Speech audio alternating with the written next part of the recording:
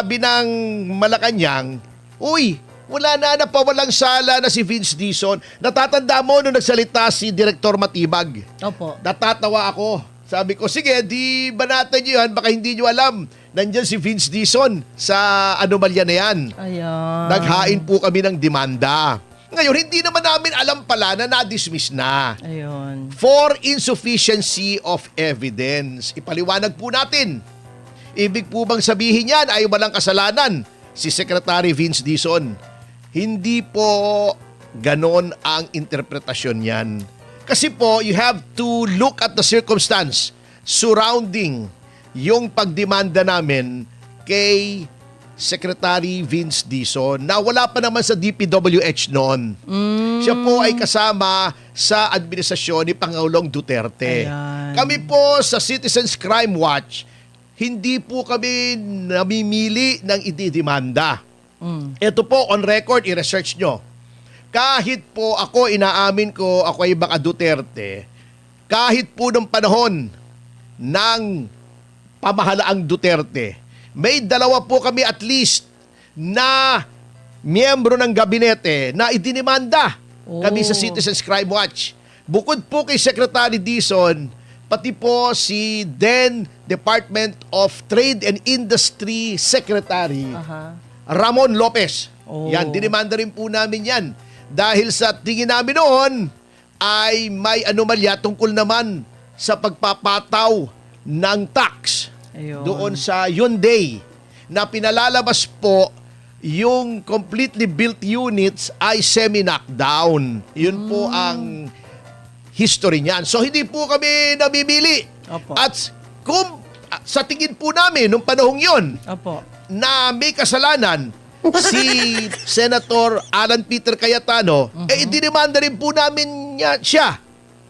Pero wala po kami nakita at that time. Ngunit, eto pong kay Secretary Vince Dizon, ang nangyari kasi, COVID po noon, may lockdown.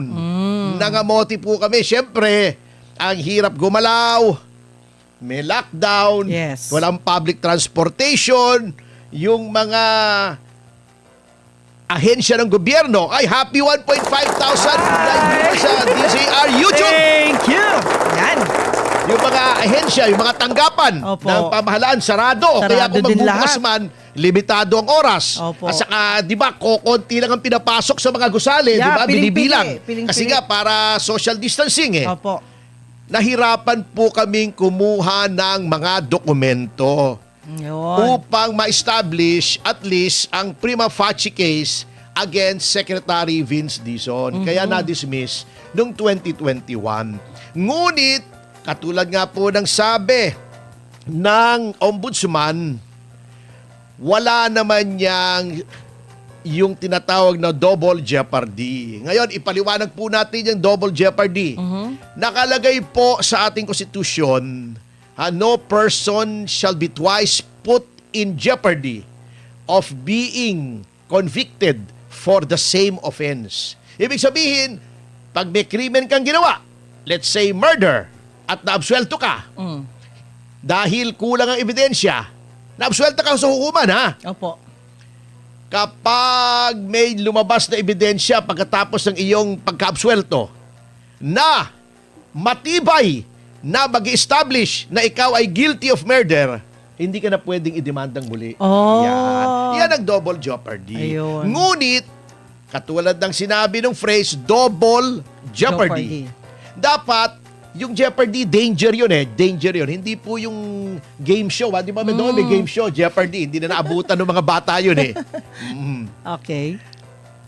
Yung nanganib ka na ikaw ay mahatulan ng guilty Ayun. for murder or any other crime. Kailan po nag-uumpisa ang danger o posibilidad, malaking posibilidad na ikaw ay mahatulan ng guilty? Kapag ikaw ay na-arraign na. Ang arraignment po, yung babasahan ka nung bintang sa'yo at ikaw ay mag-enter ng plea of not guilty, after which ikaw ay diringgin na. Yan, Ayun. sa hukuman. Yun, ang, that's when jeopardy attaches. Dito, since investigasyon pa lang ng Field Investigation Office ng Ombudsman. At that time, syempre, hirap din gumalaw. May dahilan. Yung mga kawani ng Ombudsman. Opo. Hirap din gumalaw. Yung NBI, dahil nga mayroong pandemic. Opo. Di ba? May hadlang sa May pagkilos. hadlang. Yes. Yung mga nasumiti naming mga dokumento, yun na lamang ang Hanggang dun lang. pinagtiyagaan ng Ombudsman. Hindi na sila nakasagawa ng mas malawakang investigasyon. So, ibig sabihin... Ngunit, Oo, Pero sige, attorney, sige. ibig sabihin, pwede itong i-reopen. Yun ang sinasabi Yun. ko. Ayun. Yun nga ang sabi ko, ngunit, Dahil kulang. ngunit, ngayon po, Opo. na mayroon tayong NBI Yun. na lagi niyang sinasabi, ako'y masipag. Yan. Kita mo, ang sipag niya kay Marcoleta. Oo. Ang sipag niya kay Defensor. Opo. Issue ng Sampina kahit wala sa lugar. Ang sipag pa. Gusto bang pumunta sa Bangkok? Oo. Kaya lang, nagdalawang isip. Ayan. Nag-isip naman ng Napahiya tama. yata. Oh, nag-isip ng tama. Diba? Ang sipag-sipag niya. Iniimbestigahan pa niya yung 18 na Marines. Sa Opo. halip ng imbestigahan niya, yung nakatanggap ng maleta, iniimbestigahan niya yung 18 na Marines. Aha. Di ba? Ang sipag pa niyang kumain sa restaurant at magdala ng 1 milyong piso Wow. in cash. Di ba? Nagpakain. Ay, Ang swerte. sipag pa niyang Swerte manakot yun. sa telepono. Gamitin yung yun sipag lang. na ito para kumuha ng ebidensya laban kay Secretary Dizon. Ayun. Tignan natin ang tikas niya at ang galing niya. Tignan natin kung kakampi ng administrasyon ay ganun din ang sipag niya. Ganun din ang sigasig niya.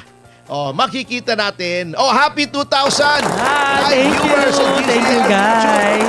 Director Matibag, Yan. ipadadala po namin sa inyo yung aming complaint, At sinabi na rin ni Ombudsman, yan ay walang double jeopardy. Alam mo naman yan, abogado ka naman. Yan, tingnan po natin kasi masipag kayo, di ba? Kinalkal nyo. I-review yan. Yung i-review. sa kalaban. Opo. Yung kay Senator Cayetano, Oo. kalkalin nyo. Yung sa kakampi. Yun. Sapagkat hindi pwede ang National Bureau of Investigation ay National Bureau of Investigation against enemies of the government lang. Oo. Dapat lahat po ng anomalya iniimbestigahan po nyo. Fair enough. Oo, di ba? Pag Tama. hindi inyo ginawa yan, anong resulta? Kamoting may. Kamoteng may ulalo. Yan. Ayan. KMU, mga Yeah. kasama. Sabi nga ni Manang Juby, original yan ha. KMU. Hindi Kilosang Mayo 1. Ayan. Although, kamoting may ulalo May din yung ulalo. Kilosang Mayo 1. Oo.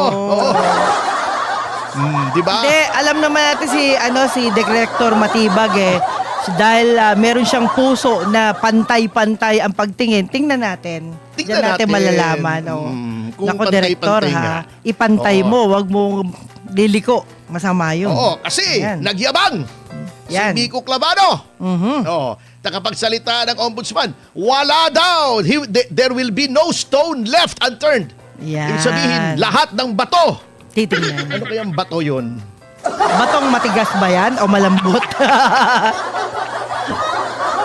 Wala daw Oh. bato na hindi babalik ta rin. Ayun. Parang ang sama pag tinranslate mo literal sa Oo Tagalog nga, no? no? Oo. Alanganin. Oo, no stone left unturned. Oo. Ibig sabihin, pag binato ka ng bato, batuhin mo ng tinapay. Ayun. Kahit walang palaman, Oo. okay lang. Sama mo yung garapon. Huwag naman matigas yun. Matigas yun. Ayun. Okay. Ano nangyari? Napisil ko yata. Oh. Ayan, oh. Okay. Eto, ang Kengkoy. Speaking of hindi patas, yan. Tingnan mo kung sino namang iimbestigahan ng Blue Ribbon. Ano ba naman yan? Oo nga. Ang tindi, ha? Yung nag-iimbestiga ang iimbestigahan. Parang ganun nangyari, no? Ba't Oo. ganun? Sabi kasi ni Senator Cayetano, kinukulit niya ang Blue Ribbon. Opo. Kayo na ang majority. Oh. Tuloy niyo yung flood control. Tama. Di ba sabi nga niya, sige, imbestigan niyo hanggang gusto niyo yung Southeast Asian Games. Opo. Basta imbestigan niyo yung flood control. Ayun. Etong si Senator Erwin B. Tulfo. Ayan. Ang middle name niya, B Bakit? Bendalo. Ay. Yan, oo. Napalitan na Oo. pala. Okay. Ay, sabi niya, sige, imbestigahan namin, pero sa Taguig. Ay, ang galing talaga, no? Talagang palakpakan tayo. Dito sa kay Senator Erwin. Ako, kay Rafi, saludo comment. ko dyan. Oo. Kahit anong sabihin nila dyan. Kay Rafi. Kilala ko yan, 25 years ko nang kilala yan. Ayan. Kahit may ginagawa siyang yung iba binabash siya, I'm telling you, di hamak, mas aayos si Rafi kesa kay Erwin. Ayun lang. Ayun lang. Anyway, Okay. ito po para nakakaloko, sinasabi niya, sige, imbestigahan ko. Pero yung sa Taguig. Di ba sabi naman ni Cayetano, hindi imbestigahan nyo, wala namang ghost projects yan eh. Kaya nga hinahamon niya di ba? Yung sa SEA Games. Nakarating ako doon. Wala akong nakitang ghost project doon. Hindi, mahirap makita, ghost nga eh. Hindi. Siyempre, nagtatanong-tanong tayo, di ba? Hindi, ibig sabihin, kung si Cayetano ay nagpapaimbestiga, ibig sabihin wala siyang tinatago. Correct. Yun yun. Oo. Yan ay sinasabi nga na binabaliktad lagi. Dito laging binabaliktad. Ba't Kita mo, ganun? Gantihan. May nagreklamo na sila ay nagbigay ng mali-malitang pera, sasabihin ng mga kritiko ng 18 Marines. Ay, teka muna. Dishonorably discharged kayo eh. Iba Anong ang- koneksyon noon? Ibang... Kaya nga sila nakisaldi ko eh. Ay, happy 2,500. Yun, thank you. Thank you. Kaya nga dishonorably discharged, kaya nga nag-moonlighting sila namasukan sila kay Saldico. Ayun. Yung sabi, hindi naman kayo miyembro, kaya nga ex-Marines eh. Ayun. Ano bang hindi nyo naintindihan? Ano bang parte hindi nyo naintindihan sa ex? Yung E o yung X? Ayan. Di ba? Pero attorney, mas maganda siguro kung tawagin natin sila the witnesses. Ang Brave 18 nga ang Brave tawag 18. sa kanila. Hanggang doon na lang para walang comment. Eto nga, sinasabi nitong si Erwin Tulfo, open ako. Imbestigahan ko yan, patawag ko yan, pero mag-execute sila ng individual affidavits. Alam mo, etong Blue Ribbon na ito, umpisa nung nag-take over ang majority, Opo. napakaraming kondisyon. Parang itong yung nagbebenta na nagpe-presyo ng hindi pambenta. Pero attorney, matinding batas ang pinag-aralan nila. Mukhang matika sila. Sino? Si Erwin Tulfo. Anong batas? Batas nila, di ba? Benda Yun yun eh. Hindi, sa One Balls University siguro. Kasi mantakin mo ang tapang. Bendalo ang tapang-tapang. Bendalo Bindalo. Samantalang yung iba, nag-aral ng ilang taon, hindi ganyan magsalita. Yun lang po yun. Hindi, nag-umpisa yan kay dating Senate President Tito Soto eh. Ayun, nabago. Pagbati ko sa Korte Suprema. Wagas. Ayun. Mas magaling pa daw ang first year law student kay Senior Associate Justice Marvic Leonen. Kito mo yung mga tirada nyo, ano? At saka wag daw sundin ang Korte Suprema. Anong klase doon? Ayun ang mali. Grabing bendalo yun eh. Anyway, ang daming kondisyon. Dati naman yung mga Blue Ribbon. Basta patatawag ka lang eh. Then tatanungin ka. Kasi bakit pa kailangan ng affidavits? Under oath ka naman doon. Di ba yung sasabihin mo, yun din ang ilalagay mo sa affidavit? Opo. But at any Pakinggan rate, lang. kung ako si Attorney Baligod, pagbibigyan ko para na walang masabi, sabihin ko, individual affidavit, sige, gawa tayo, ayan na. Senator Tulfo, ano pa? Ano pang gusto mo? Ayan na ang kondisyon mo. Tawagin mo na. Yan, para ma-corner sila. Opo. Yun dapat. Yun din dapat ang ginawa doon sa ombudsman, individual affidavits para maumpisa na. Dapat sila na ang umakto bilang complainants. Yun ang nangyayari. Kasi Opo. alam nyo, eto, nagtataka talaga ako dito sa administrasyon na to. Talagang double standard eh. Alam mo, hindi talaga makaget over ang mga tao doon sa ginawa kay Senator Marcoleta at saka kay dating Secretary at Congressman Mike Defensor. At saka doon sa kanyang brother-in-law at saka doon sa isa pa. Hindi nila maintindihan kung bakit yon ang inuna. Alam nyo, napakarami pong dapat unahin.